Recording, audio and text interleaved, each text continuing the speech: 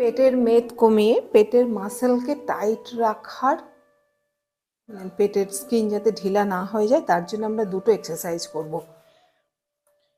দুটো হাঁটুকে দুদিকে এভাবে করে নেবে আর পায়ের পাতাকে এভাবে লক করে দেবে। হাতটা কাঁধের নিচে থাকবে, ধীরে ধীরে পিছন দিকে এভাবে বসবে আমার সামনে।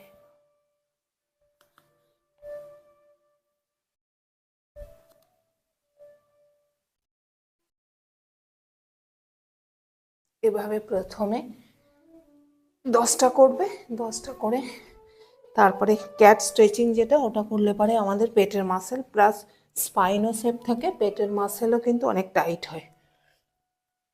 এভাবে করে নিয়ে পা ছেড়ে দেবো, ধীরে ধীরে স্পাইন উঠিয়ে দেবো।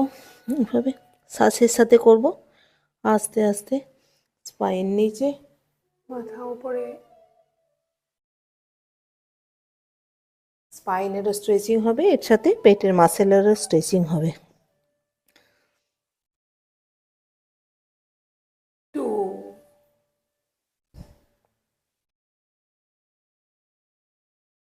3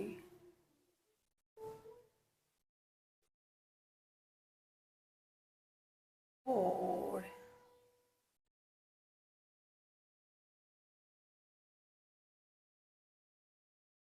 5। রেস্ট নিয়ে আবার একবার।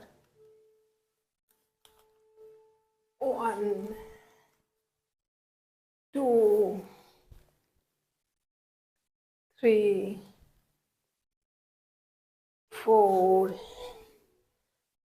5 6